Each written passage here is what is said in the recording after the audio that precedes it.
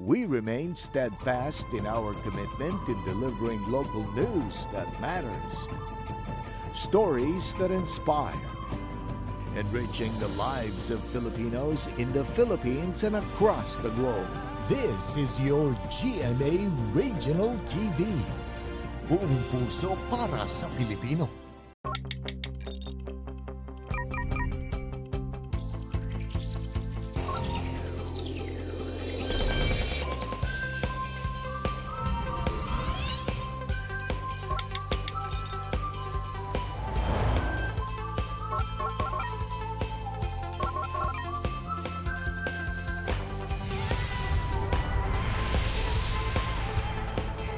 Kini ang GMA Regional TV Live. Mayong buntag mga kapuso ug welcome sa GMA Regional TV Live nga inyong makauban matag Lunes hangtod sa Biyernes alas 8 sa buntag. Ako inyong kapuso, Nico Sereno. Good morning, partner. Good morning, partner, and mayong buntag sa tanan natong mga kapuso Lower Central and Eastern Visayas. Dayon kamo dinhi sa ato ang programa. Ako inyong host, Cecil Kibon Castro. Mga kapuso, karong buntaga, makauban nato organizer sa Iphigayon karong gabi nga gabi sa kabilin maghisgot ka nato kabahin sa importansya sa pagpakli sa mga pahina sa atong kagahapon. Angay gayud na ng siren mga kapuso samtang ato usab makauban ang usa ka free diver nga nag-viral sa social media gumikan sa iyang pinalahi nga photo shoot underwater. Kung unsa kini ug kung kinsa siya atong siren karong taon-taon.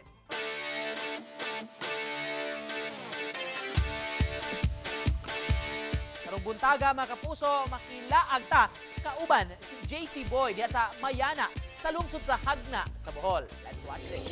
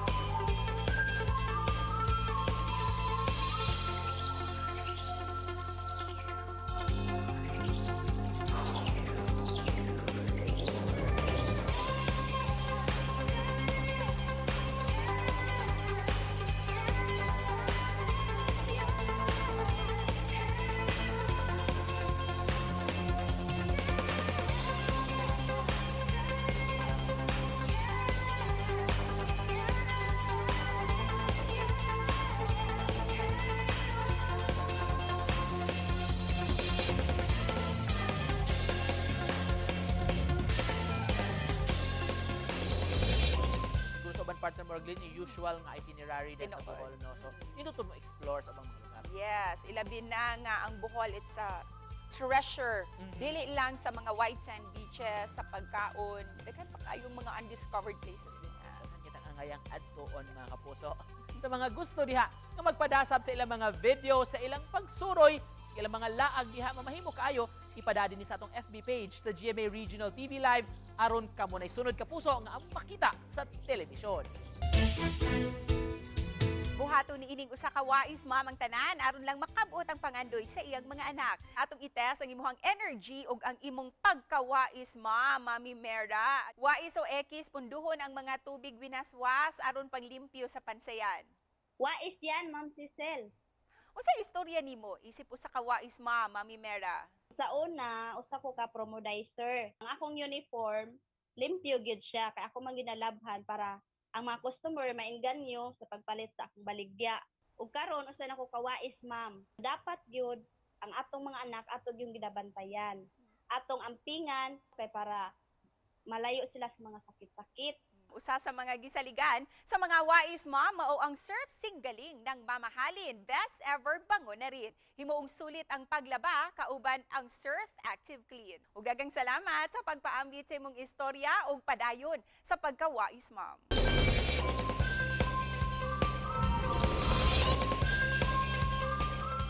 Danghan ang nalingaw og miagik-ik sa mga hulagway nga gipost nining usa ka tinun-an samtang nag-free diving. Kay inay nga naka-scuba diving suit, sulob niya ang iyang uniforme sa ilang eskwelahan with matching ID pa. Siya si Ariston Ignatius, tinun-an sa University of San Carlos sa kursong Hospitality and Restaurant Management. Pasiaw nga pangutana sa mga netizen saan naabot ang vacant time mo sa school. Apan giklaro ni Ariston nga wala siya mikating sa klase kay kuha ang maong nag-viral nga hulagway sa nilumayng Sabado. Karong buntaga ato siyang mas ilailahon ug sayran ta ang istorya likod sa nag-viral nga mga hulagway dinhilang sa GMA Regional TV Live. Mga kapuso, saan aabot ang vacant time mo? O karon hinabiun ta karong buntaga ang HRM student nga nag-viral sa social media gumikan siyang makalingaw nga mga hulagway. We have this morning Ariston Ignatius. Mayong buntag, maupay nga aga Ariston. Dayon dinhi sa amo ang programa sa GMA Regional TV Live. Paki-shoutout sa ato ang mga kapuso karon. May buntag mga kapuso, nakapangapi na ba ang tanan? Happy to be here. Good vibes kayo ang imong dalit sa mga netizens ning bag-ulang. Apan sa di pa nato to hisgutan ang imong mga photos o say background nimo Aris para mas maila-ila ka sa mga tao. Isa ko sa estudyante sa University of San Carlos in Cebu. Ako ang course is Hotel and Restaurant Management. I'm also a freediving athlete holding the national record for no fins discipline in the Philippines. Nice. And speaking of free diving, let's talk about your viral photos. O sa may istorya atong nag-uniform ka samtang nag-free diving?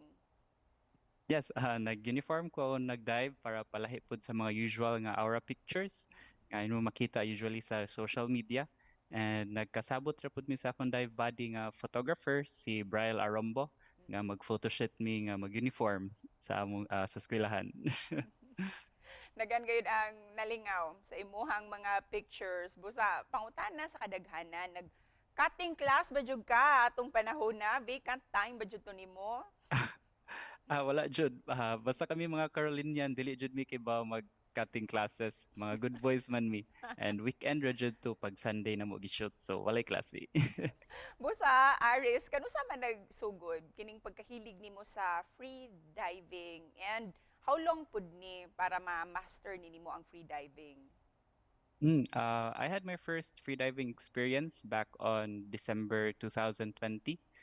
So I fell in love with it right away. Nindot ang feeling on top sa makaadto ka og dagat kay mas ma-immerse pa jud ka sa ilaw, makakita og turtles, isda, corals o daghan pa. So I started competitive free diving just this year pag June 2022.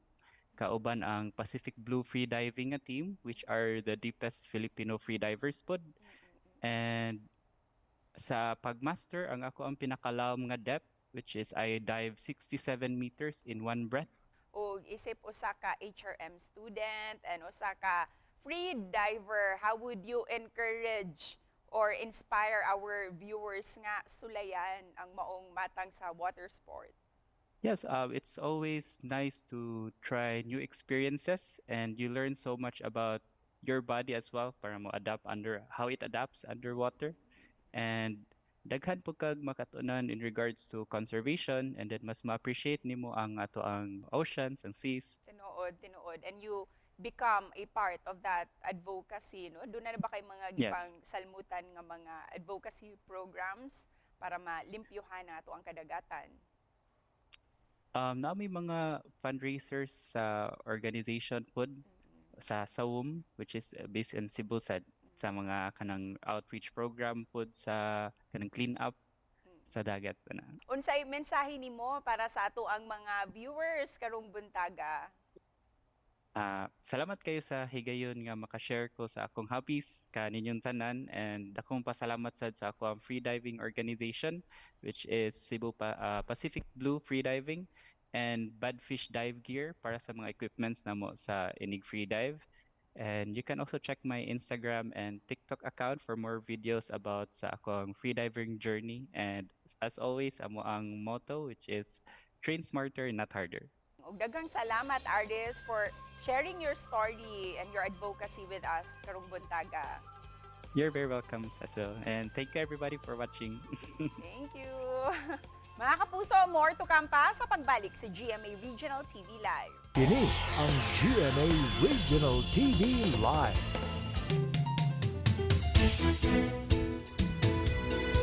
Usa ka anunsyo sa pagtabang para sa maayong panglawas gikan sa REJ Diamond Pharmaceuticals Incorporated. Sa matag hagit sa kinabuhi, kinahanglan, andam kanunay, with Biofiti, Honeymoon and Rhino Tea, SOS, Life Caps, ug Flu Aid, aron aduna kay ikasagang. Mahalagang paalala, ang lakap sa hindi gamot at hindi dapat gamitin panggamot sa anumang uri ng sakit. This portion was brought to you by REJ Diamond Pharmaceuticals Incorporated.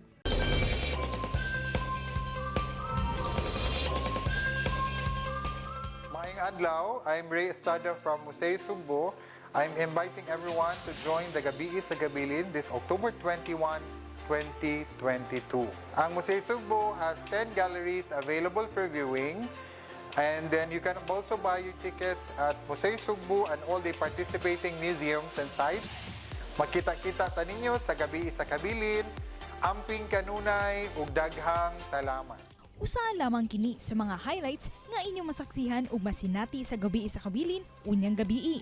Lakip sa inyong mga mabisita ang pipila ka mga museo sa Subo, mga historical sites o guban pang sorpresa nga inyong masaksihan karong tuiga.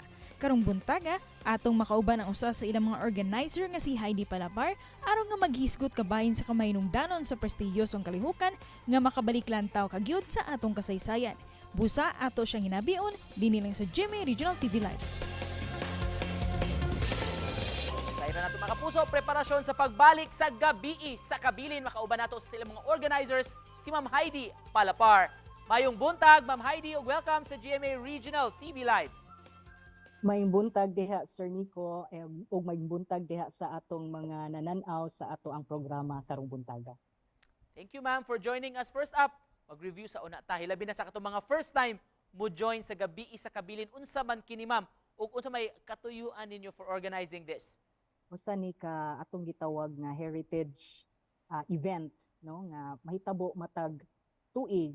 Unya, of course, because of the pandemic, the 2-year hiatus nato sa pandemic na ungot ta, pero karong tuiga, we are very happy to announce that Gabi sa Kabilin is back.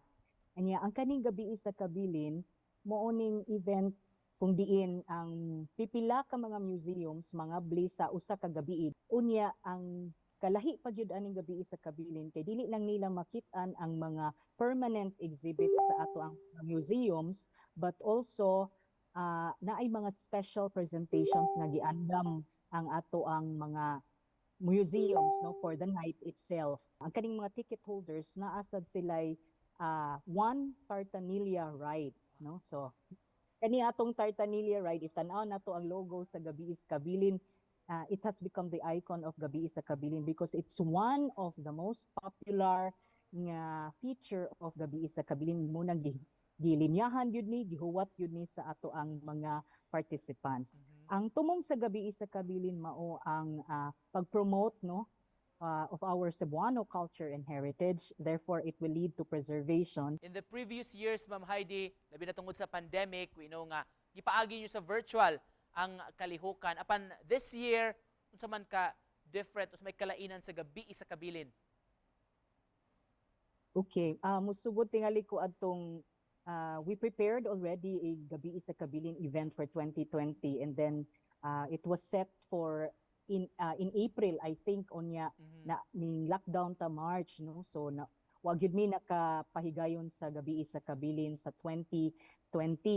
Unya, because we felt nga naglook forward na sad ang mga tao, and we also felt nga kinahanglan this is actually the best time nga ipakita sa atong mga fellow Cebuanos, and at the same time Cebuanos who are not just here in the country but also in other places in the world, no, nga this is the best time to know who we are, our sense of identity, and that this identity that we have will lead us to be proud of not just who we are but of where we come from. And this actually, if I look at it, can actually become our murag guide ba, because the pandemic is a very confusing time. It brought a lot of division as well, no. So we find out that knowing who we are and that we have kanang fellow Cebuanos also undergoing the same thing. And so we are guided, we know that we are not alone, and this is the Cebuano, ing ani ni siya, ang Cebuano are resilient, and we are able to be flexible and be able to cope with whatever mga challenges that come our way. But because karon medyo loose na ato ang restrictions, we're starting to slowly emerge out of the pandemic. We are now coming out with the Gabi sa Kabilin physical event. So, mo nay nahitabo ma'am nga nagkuan mi. Nagbalik nami, nag-abli nami sa among pultahan person physically. Physically. Ikapila na ni Ma'am Heidi nga year karon sa Gabi sa Kabilin? It's actually more or less our 17th na nga year, but because we weren't able to hold a physical event no for 2 years, this is still our 16th. Kinsa may bag-o Ma'am Heidi o sa may bag-ong ipang feature ninyo karong tuiga? There are participants or participating museums nga medyo bag-o. Some are returnees but they have underwent changes also. Ma'am, how has our heritage sites, atong culture, tradition, o of course pagkaon shaped us Cebuanos?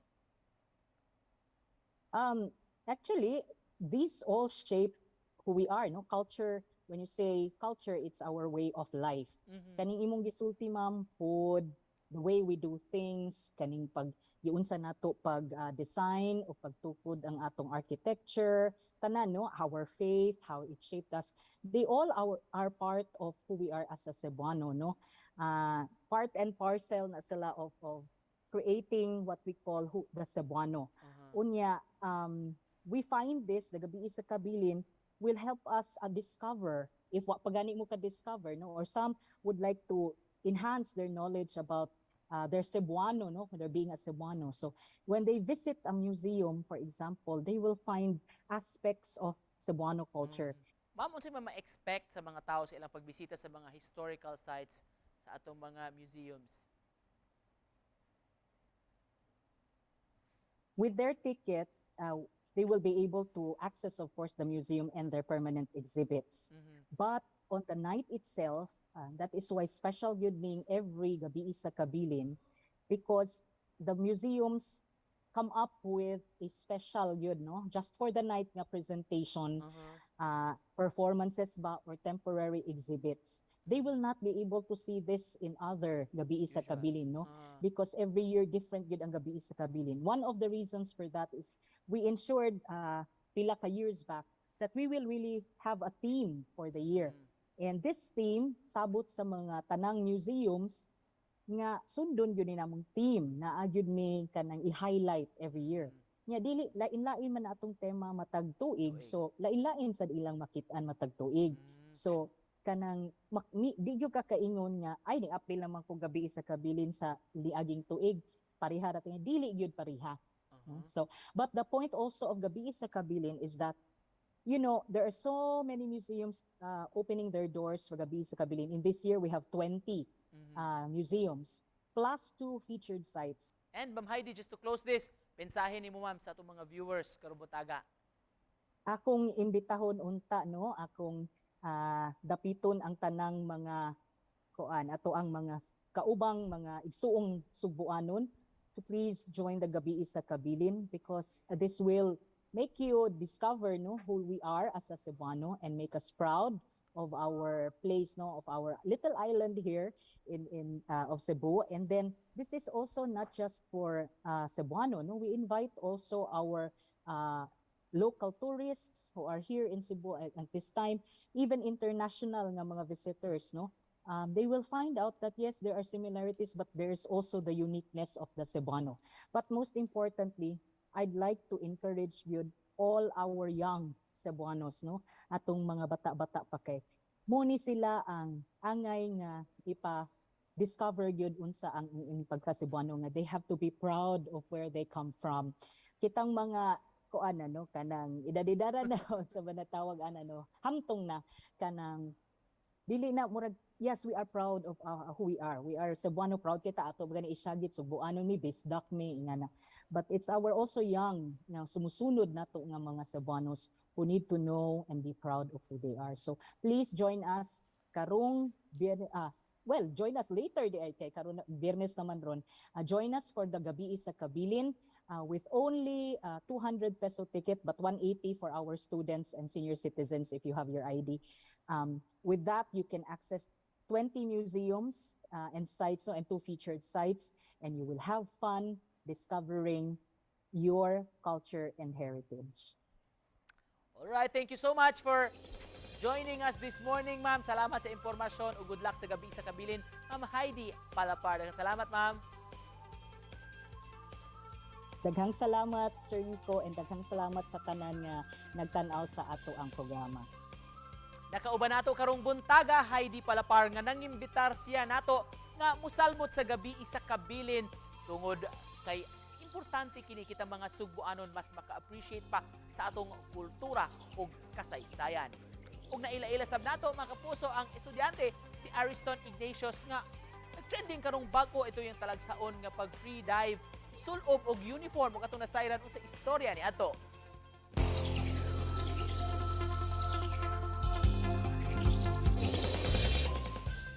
Naka-appeal na ba kaya ni partner Gabi sa Kabilin before? Yes, katong first pa lang nilang pag-launch ni more than mentioned pa jud ta more than 10 years ago I think. Una tang ni nakasalmot ta. Katong first pa lang jud nga Gabi sa Kabilin. Interesting kayo partner. Ug of course daghan kitag madiskubre ano. We thought nakabalo na ta sa history sa Cebu, sa atong kultura, pero daghan pa kitag makatunan. Tinuod, and you'll be even prouder pagayod. Isip usa ka Cebuano nga mabalik tan-aw nimo ang ato ang mga Kabilin. Kita ta mga kapuso sa Gabi sa Kabilin. Karong gabi na busa ani kami ibilin nga pabaon mga kapuso. Kinigikan ni Wendell Phillips usa ka American advocate. The heritage of the past is the seed that brings forth the harvest of the future. Mga kapuso, sa mga gustong mulantaw pagbalik nimong episode and more, please visit our official website www.gmaregionaltv.com ug bisita sab among official YouTube channel GMA Regional TV, and please click subscribe. Daghang kayong salamat mga kapuso sa inyong way puas nga pagsalig o pag-uban kanamo matag buntag. Ug dugang mga kasayuran pa ang dalit namo matag buntag, busa tutok lang dinhi sa inyong kapare sa pamahaw matag adlaw ang GMA Regional TV Live. That in all things God may be glorified. Stay strong ug stay safe mga kapuso.